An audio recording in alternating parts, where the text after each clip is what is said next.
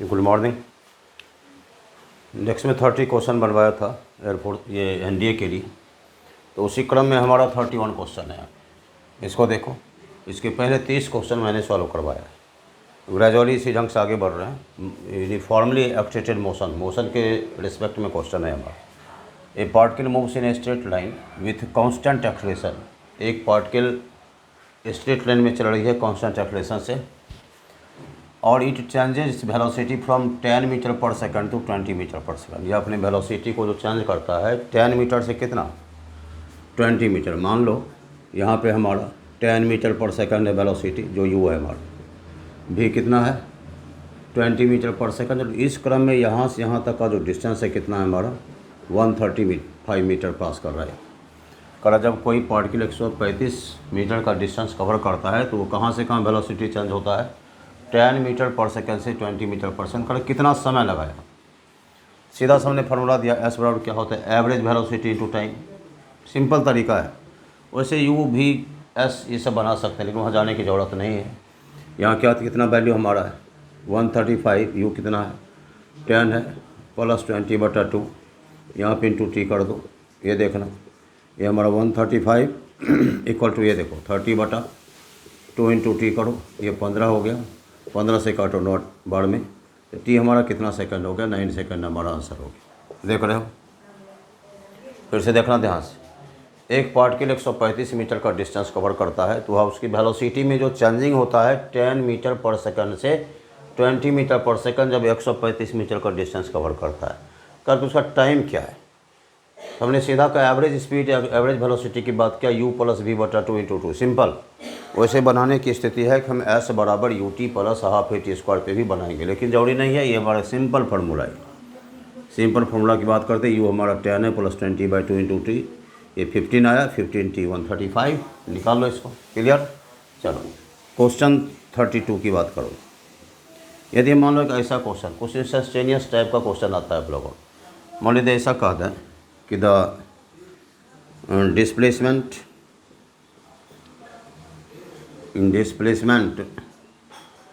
of a particle related to time is related to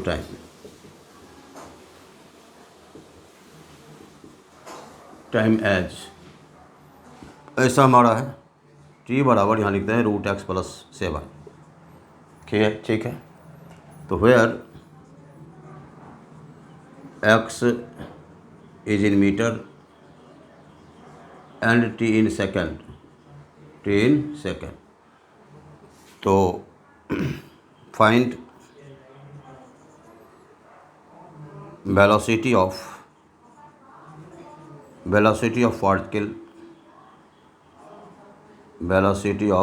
particle at t बराबर 1 second. अब ध्यान देना यहाँ पर, ये 2 सेकंड 1 सेकंड कुछ भी हम दे सकते हैं।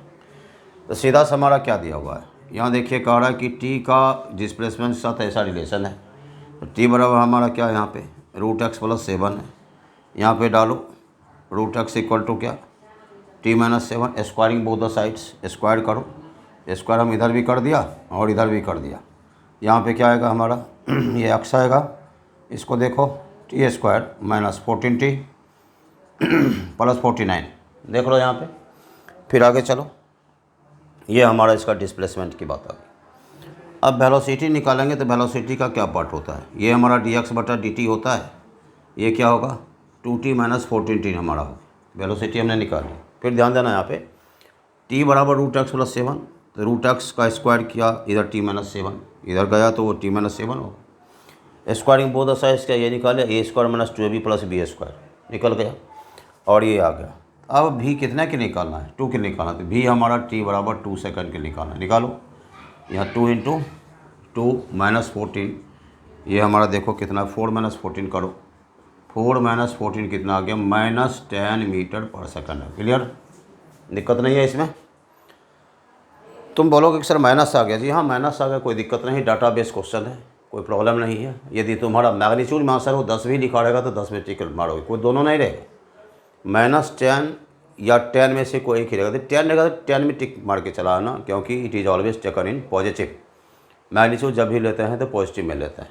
क्लियर है यहाँ पे। ठीक है, चलो इसको देख लो एक बार, आराम से देखो।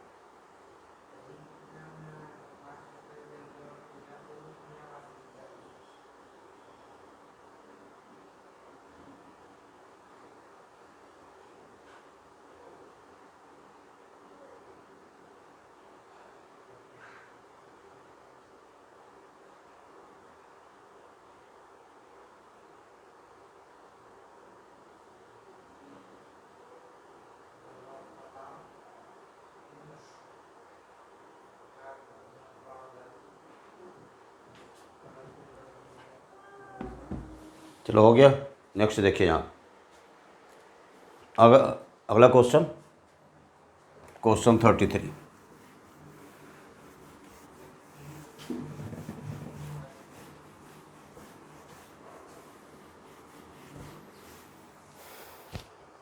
एक क्वेश्चन हमारा ग्राफ पे, क्वेश्चन नंबर 33। इस टाइप का क्वेश्चन दे देते तुमको सिंपल टाइप से कि यहाँ पे कहा रहा है कि find distance covered by body, distance covered by body from the given VT graph, from the given VT graph, velocity time graph, दिए गए वेलोसिटी टाइम ग्राफ से डिस्टेंस कवर निकालो बॉडी का। इस टाइप का कुछ दिया हुआ है।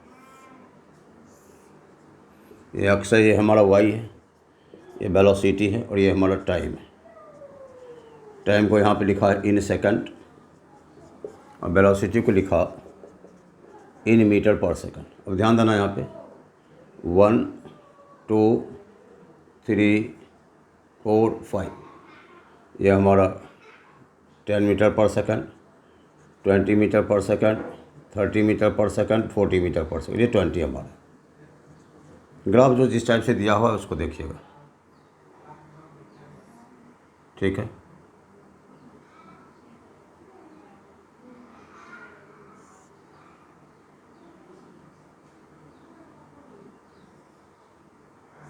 इस टाइप का क्वेश्चन हमारा, ऐसा क्वेश्चन दे दिया, इसमें कहा डिस्टेंस निकालने के लिए। याद रखना एक कंसेप्ट है कि वेलोसिटी टाइम ग्राफ का जो एरिया होगा, area of velocity time graph equal to distance. इसका कंसेप्ट हमारा यहाँ पे कंसेप्ट लिख लो।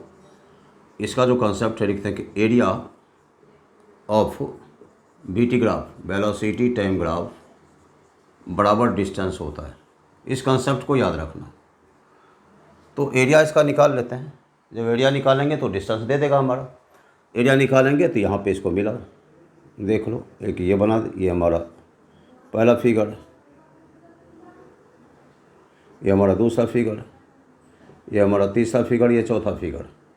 यहाँ पे क्या करेंगे, डिस्टेंस कवर बराबर डिस्टेंस कवर्ड, डिस्टेंस कवर्ड में एरिया निकाल देंगे। एरिया क्या है, एरिया फिगर फर्स्ट का, एरिया फिगर सेकंड का, एरिया फिगर थर्ड का प्लस एरिया फिगर फोर्थ का, निकाल दिया। ये ट्रायंगल हमारा पहला वाला ट्रायंगल है तो half into base into height. Base है ये क्या है हमारा 1 इंटू 20, क्योंकि ये हमारा कितना है 20। क्या लिखोगे यहाँ पे, हाफ इंटू 1 इंटू 20, एक ये पार्ट हुआ। एरिया सेकंड का देखो, रेक्टेंगल है तो लेंथ इंटू ब्रेथ होगा। ये देखो 2 1 2, 2 इंटू 20, फिर यहाँ पे क्या लिखेंगे 2 इंटू 20 प्लस, देखो ये थर्ड फिगर, देखो थर्ड ट्रेपीजियम है ये पार्ट। एरिया ऑफ ट्रेपीजियम क्या होता है पता होगा, ये होता है आधा गुना हाइट और यहाँ होता है sum of parallel sides, sum of parallel sides पता होगा ना। तो यहाँ पे हाफ इंटू, देखना यहाँ पे हाइट कितना है, ये हाइट हुआ ना। ट्रेपीजियम हम ऐसे बनाते हैं, मान लो इस टाइप का यदि ट्रेपीजियम हमारा होता है ऐसा, तो ये हाइट हो गया। तो सम ऑफ पैरेलल साइज और हाइट, हाइट यहाँ पे 1 है, पैरेलल ये क्या 20 है और ये 10 है, देख लो यहाँ 20 और ये 10, तो half into 1 into 20 plus 30 plus फिर चलो ये 20 प्लस 30 है, फिर ये 4 को देखो, 4 हमारा फिर रेक्टेंगल है, 10 इंटू 1 क्या करोगे 10 इंटू 1, जो कटता खुटता है काटो इसको, ये हमारा 10 हुआ, इसको लिखेंगे 10 प्लस 40 प्लस ये देखो half into 50, sum of parallel साइज था ना ये और ये था ना, 20 प्लस 10 होगा नॉट 30, 20 प्लस 10 हाफ इंटू ये तुम्हारा हो गया कितना 30 हो गया, अब प्लस 10 हो गया, ये काटो 50, ये हो गया 10 प्लस 40 प्लस 15 प्लस 10, ये 75 मीटर हमारा इसका एरिया होगा। फिर से देखना ध्यान से, इसका area half into base into height, base into height, ये हाइट 20 है, इसका लेंथ इंटू ब्रेथ, ये हमारा 20 इंटू 2, 20 इंटू 2, फिर half into height, sum of parallel साइज 20 plus 10, 20 plus 10 into length into breadth, clear, ये निकाल दिया, ये 15 25 हो गया, 65 हो गया, 75 मीटर, क्लियर हुआ। ये हमारा था इम्पॉर्टेंट क्वेश्चन है, इस टाइप का क्वेश्चन इंपॉर्टेंट होता है, याद रखना इसको। नेक्स्ट आगे की तरफ चल रहे हैं, तो देख लो इसको,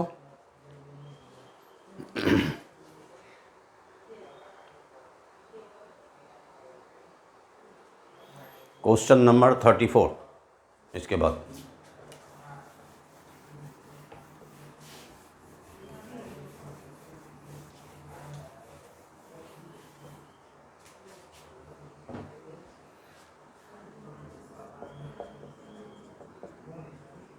इसमें एक चीज़ और देखना था कि displacement in X and Y particles दिया हुआ है, डिस्टेंस जैसे 2D मोशन की तरफ जा रहा है, तो उसमें एक क्वेश्चन इस टाइप का आता है, पूछा हुआ है कि the displacement of A particle, displacement of A particle in along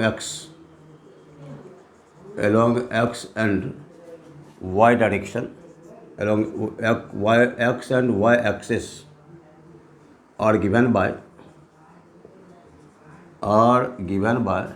x equal to at square and y equal to bt square. To find velocity of the particle, so the velocity of particle is the velocity of particle is, particle का velocity होता है,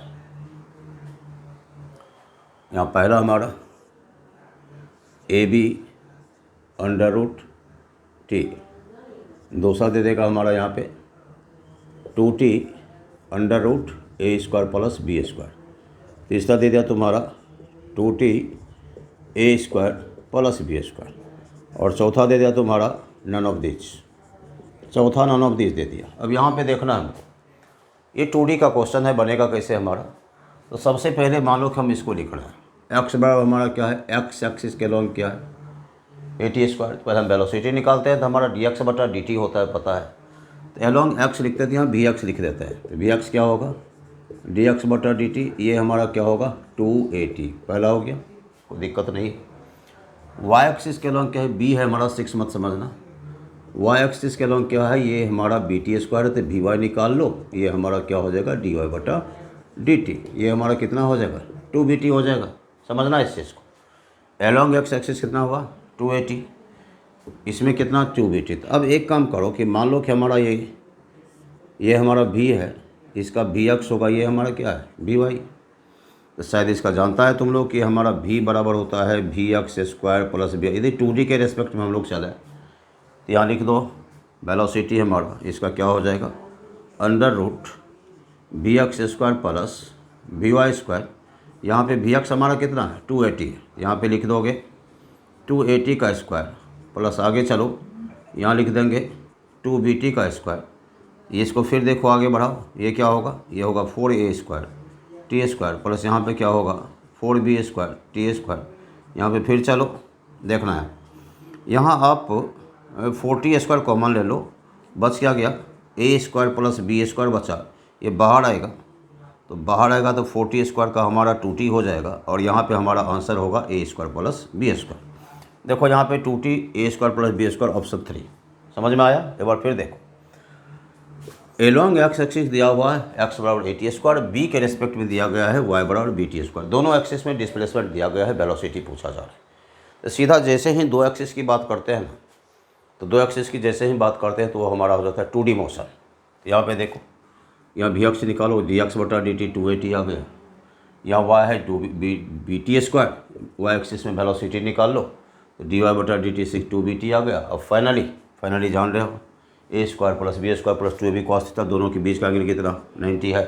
हमारा सीधा सा formula ये आया, इसको यहाँ पे डालेंगे, यहाँ पे लिख देंगे 2AT का स्क्वायर 2BT का square 4A square T square 4B square T square 4T square common आ रहा है square plus B square, finally हमारा ये आंसर हो गया। क्लियर है, देख लो बार।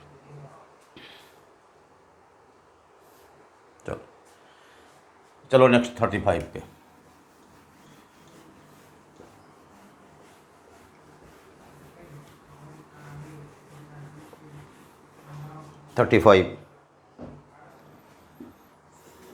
क्वेश्चन नंबर 35 एक ये कह रहा है कि किसी बॉडी को यदि प्रोजेक्ट करते हैं, the direction of acceleration of a body at the highest point of the projection of a body, यहाँ सीधा लिखेंगे the direction of acceleration of a body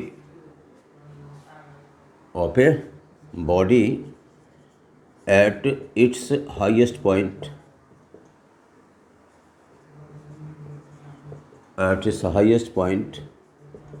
of its highest point of projection. इसके projection के highest point पे कहने का is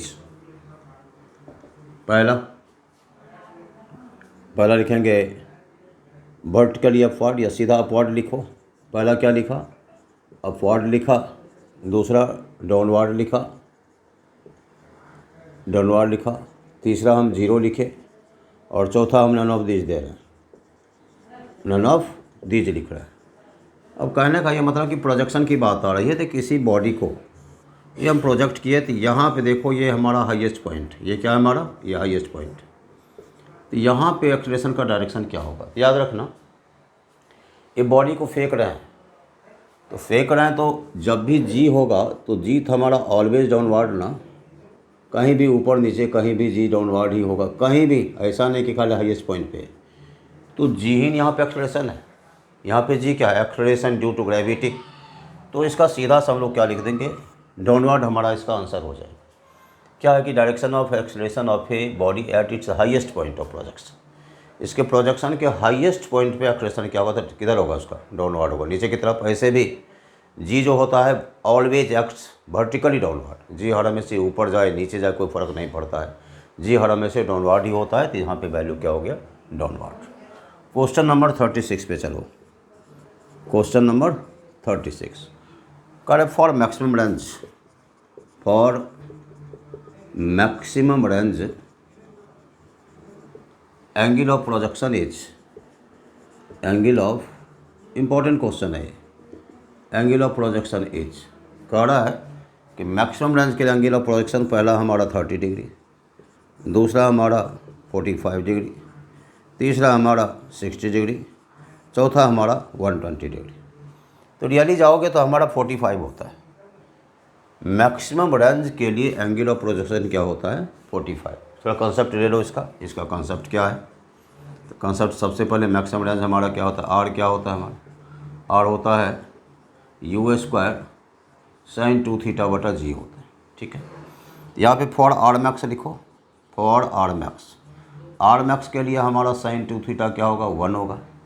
implies sign 2 theta कितना, 1 का क्या लिखोगे, साइन 90 डिग्री, 2 थीटा कितना, ये हमारा 90 डिग्री, थीटा कितना, ये हमारा 45 degree.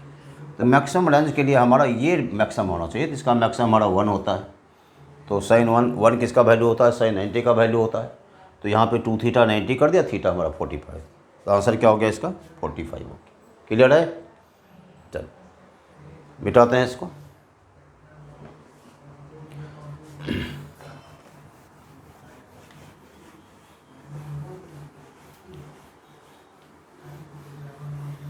37, question number 37।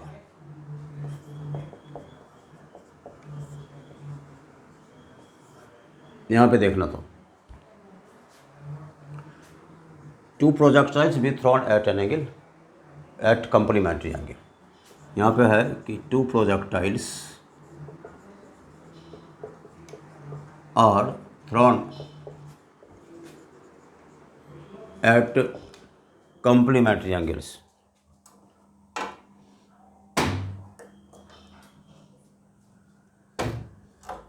At complementary angles, complementary angles, ठीक है। Then which of the following relation is true?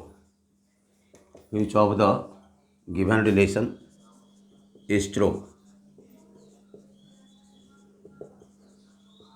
कौन सा रिलेशन सही है? पहला दे दिया तुम्हारा R बराबर या H बराबर 4 अंडर रूट R1 R2। दूसरा दे दिया R बराबर 4 अंडर रूट H1 H2। तीसरा दे दिया H equal to 4 R1 R2। और चौथा दे दिया R बराबर 4 H1 H2। इस टाइप का हमारा रिलेशन है। तो हमारा डायरेक्ट ये होता है, इसको याद रखना कि दो प्रोजेक्टाइल यदि कंप्लीमेंट्री एंगल पे फेंकते हैं ना, तो उसका रेंज और दोनों के हाइट का जो रिलेशन होता है यही होता है। इसको याद रखना चाहिए। देख लीजिए इसको, ठीक है। यहाँ पे देखो हमारा रिलेशन ये हुआ। अब यहाँ पे इसको तुम प्रूव कर सकते हो। इसका मतलब हुआ कि जैसे 4 हम लिखते हैं ना, यहाँ पे हम H1 H2 लिखते हैं, इसका लिख देंगे 4।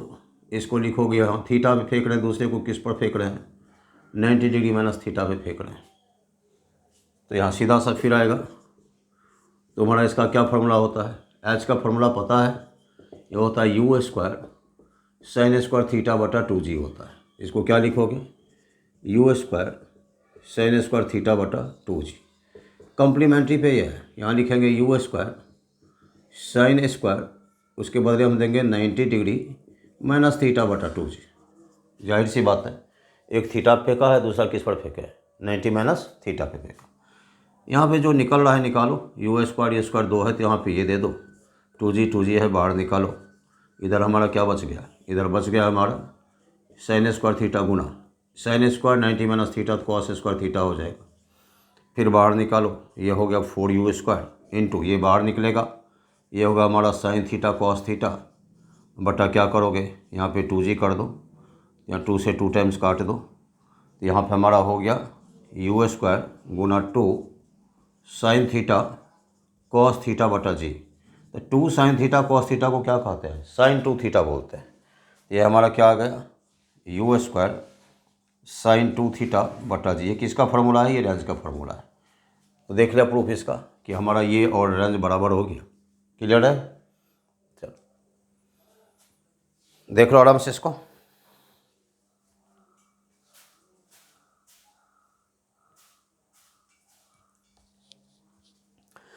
क्वेश्चन नंबर 38, क्वेश्चन नंबर 38 की तरफ।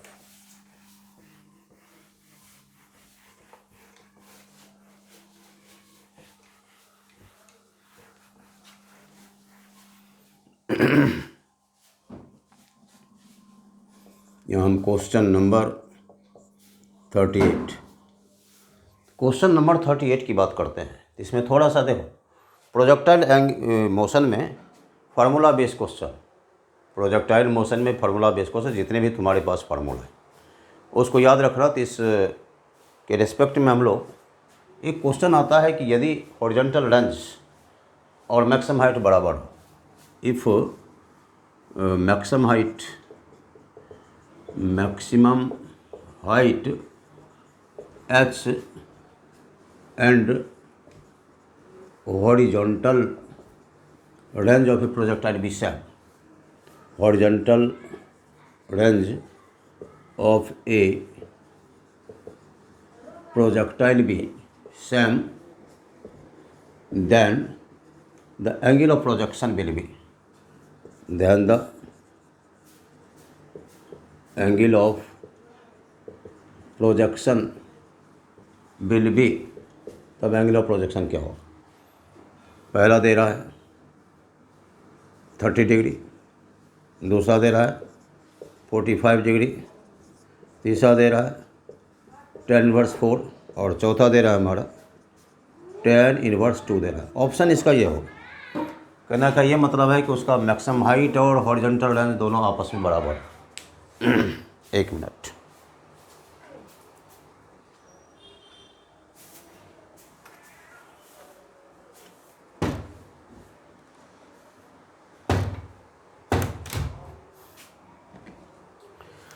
यहाँ क्या कह रहा है कि मैक्सिमम हाइट और लेंथ दोनों बराबर है। यहाँ h बराबर r है तो पूछ रहा है कि थीटा कितना होगा, ये क्वेश्चन हमारा है।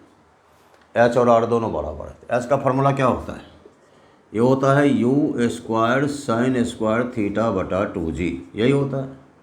r का क्या होता है, r होता है u स्क्वायर साइन 2 थीटा बटा g, यही ना होता है। कैंसिल करो, कैंसिल करो, क्लियर। यहाँ पर लिखेंगे हम साइन स्क्वायर थीटा बटा 2 बटा साइन 2 थीटा का वैल्यू दे दो 2 साइन थीटा कॉस थीटा दे दो, साइन से साइन को उड़ा दो। यहाँ पे हमारा साइन थीटा बराबर हो गया 2 उधर जाएगा, 4 कॉस थीटा होगा। यहाँ पे चलो ये लिखेंगे हम साइन थीटा बटा कॉस थीटा बराबर 4। यहाँ पे हमारा टेन थीटा आएगा, टेन थीटा कितना हो गया 4 और थीटा कितना होगा tan इनवर्स 4। बहुत ही इम्पोर्टेंट है ये, जब हॉरिजॉन्टल लेंथ और h बराबर हो। ऑप्शन क्या हो जाएगा इसका, tan इनवर्स 4। ठीक है, इसके बाद चलो क्वेश्चन नंबर 39 पे, ये समझ में आ गया होगा, इंपॉर्टेंट पार्ट है ये। क्वेश्चन नंबर 39 आएगा क्वेश्चन नंबर, मिटा दो क्वेश्चन नंबर 39।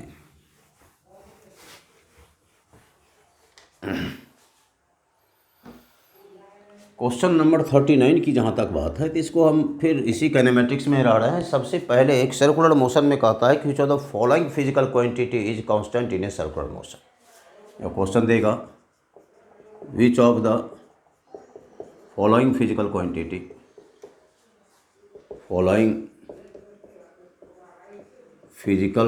क्वांटिटी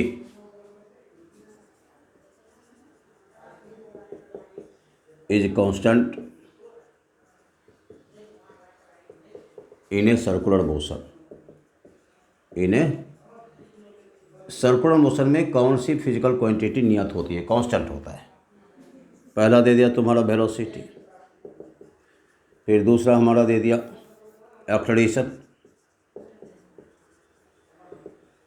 तीसरा दे दिया हमारा काइनेटिक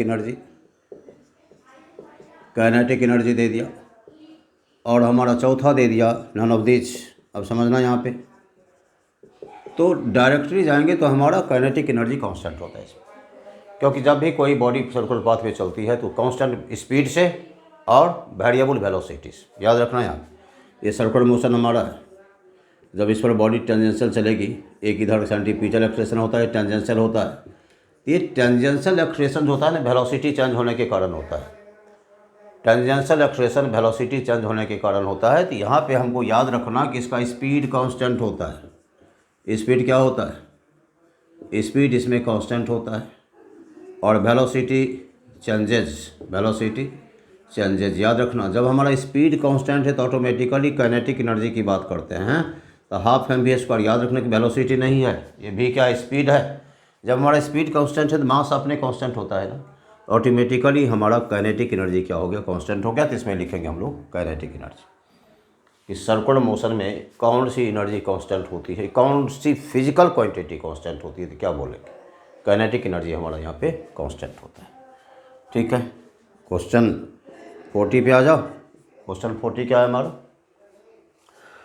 इसमें सीधा से कहेगा the ratio between angular speed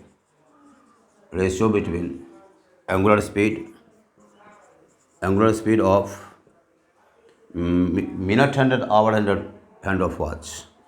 minute hand and hour hand of watch is, क्या लिखोगे आप? कह रहा है क्या कि एंगुलर स्पीड जो है मिनट हैंड का और आवर हैंड का वॉच का रेशियो क्या होता है? पहला लिख देंगे 1:12, दूसरा लिखो 12:1, तीसरा लिखो 1:60 और चौथा लिखो यहाँ पे 60:1।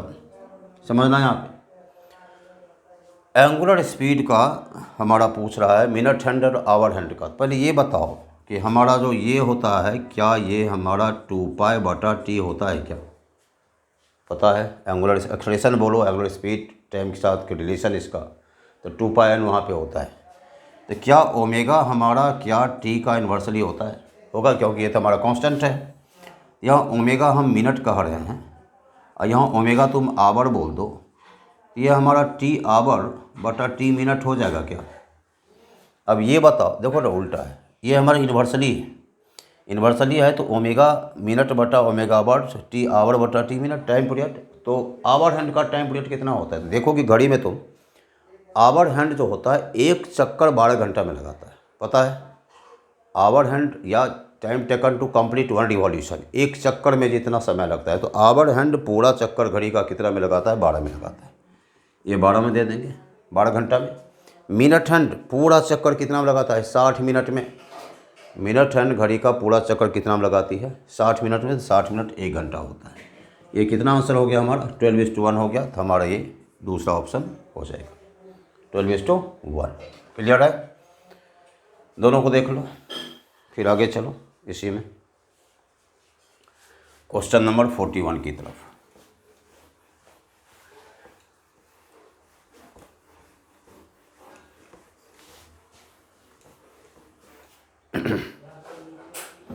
क्वेश्चन नंबर 41 देखना ध्यान से। यहाँ सीधा सा हम ये बोल रहे हैं कि the angular speed of A particle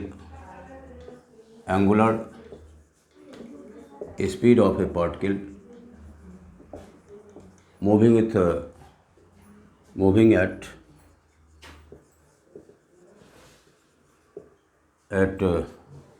60 revolutions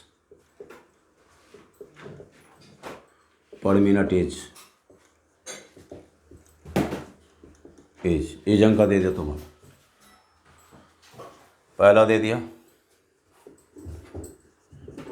2π radian पर सेकंड, दूसरा दे दिया 4π रेडियन पर सेकंड, तीसरा दे दिया 2π² रेडियन पर सेकंड, चौथा दे दिया 4π² रेडियन पर सेकंड। इस टाइप का पूछ क्या रहा है? Angular speed. एंगुलर स्पीड का फॉर्मूला क्या होता है? ये होता है 2πf। एफ यहाँ फ्रीक्वेंसी है।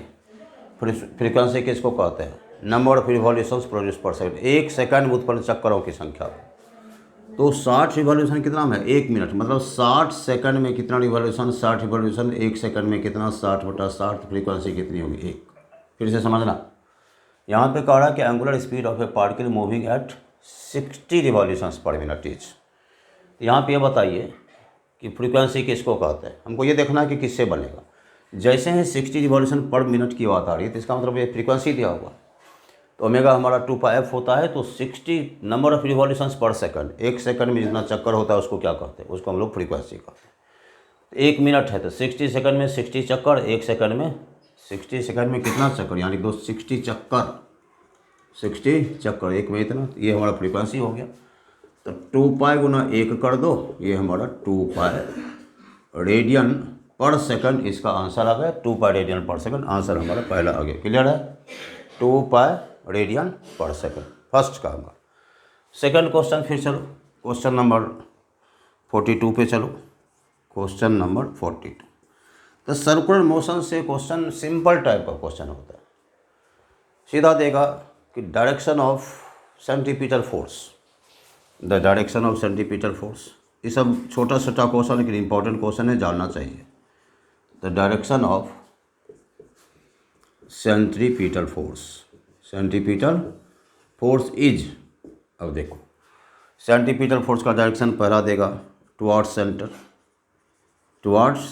सेंटर, दूसरा देगा अवे फ्रॉम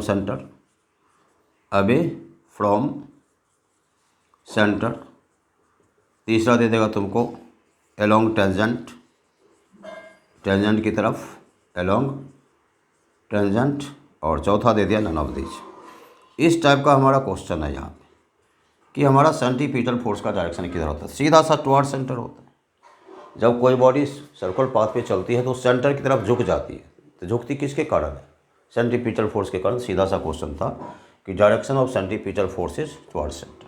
क्लियर है ये क्वेश्चन। हम लोग 43 पे चलो।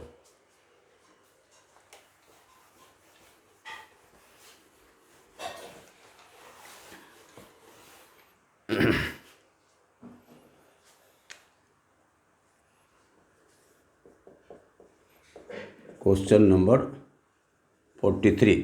अब इसको देखना थोड़ा सा कि 43 को हम लोग कैसे बनाएंगे। क्वेश्चन नंबर 43 को इसमें क्वेश्चन डाल रहे हैं सर्कुलर मोशन में। हम बोले कि जितना पढ़ाया उसको थोड़ा सा एक आइडिया रखना है सर्कुलर मोशन पे। कांस्टेंट क्वांटिटी क्या है, एंगुलर स्पीड क्या है, एंगुलर वेलोसिटी क्या है, एंगुलर एक्सेलरेशन क्या है, सेंट्रीपिटल फोर्स क्या है, सेंट्रीफ्यूगल फोर्स क्या है। जब सेंट्रीपिटल फोर्स का बताए डायरेक्शन हम टुवार्ड सेंटर, तो याद रखना कि centrifugal force away from the centre, radially outward, त्रिज्यीय बाहर की तरफ होता है सेंट्रीफ्यूगल फोर्स का। यहाँ पे देखो थोड़ा आगे बढ़ रहे हैं कि द मैग्नीट्यूड ऑफ या definition of force is obtained from पहला दे दिया Newton's first law of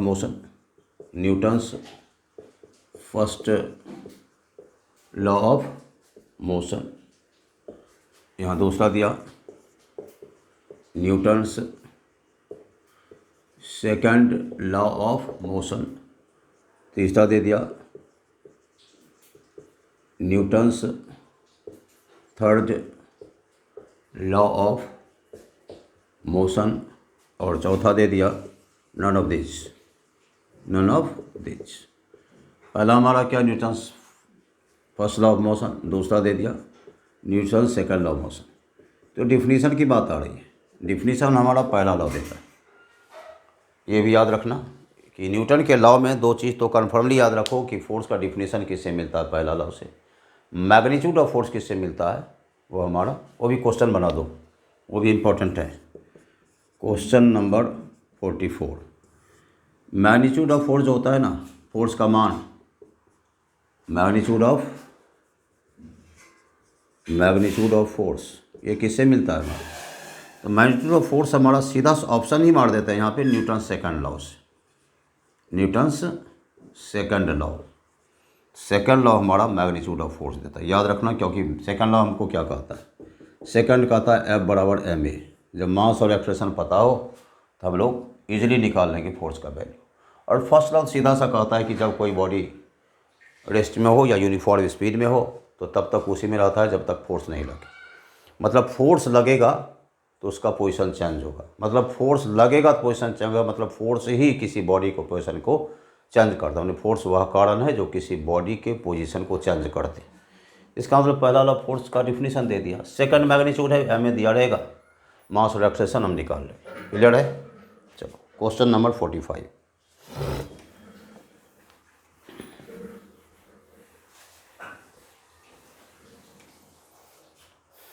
question number 45 पे चलो। ये जो पार्ट हमारा है सीधा से यहाँ पे रखना कि हमारा सिंपल एक क्वेश्चन आ गया था कि एक्सेलरेशन का यूनिट क्या होता है। सिंपल सा है, तुम लोग जानते हो। ये पूछा हुआ था न्यूटन पर केजी के रिस्पेक्ट में। यहाँ unit of acceleration is question पूछा हुआ है। यूनिट ऑफ एक्सेलरेशन इज पहला न्यूटन पर मीटर, दूसरा न्यूटन मीटर, तीसरा न्यूटन पर केजी और चौथा नन ऑफ दिस। याद रखना यहाँ पे F बराबर क्या होता है हमारा, एम ए होता है, ए क्या होगा हमारा एफ बटा एम होगा, फोर्स का क्या होता है न्यूटन, मास का क्या होता है केजी, ऑप्शन क्या हो गया हमारा न्यूटन पर केजी, इसका ऑप्शन हो गया न्यूटन पर केजी। यहाँ तक मैंने बताया 45 क्वेश्चंस आपके पास। अब नेक्स्ट फिर हमारा वीडियो आएगा, उसमें लगभग 25 के आसपास हम देने की कोशिश करेंगे, 70 तक आज ही हो सकता है कि उसको डालें हम। और जितना बता रहे हैं इसको मैनोट्री देखो और चैप्टर को पढ़ते जाओ, चैप्टर जो खास करके थॉरली स्टडी जो होती है उस थॉरली स्टडी को कीजिए, ठीक है। और मेरी भरपूर कोशिश रहेगी कि हम मैक्सिमम मोस्ट एक्सपेक्टेड क्वेश्चन डालते हैं इसमें, ठीक है। Good day, all the best.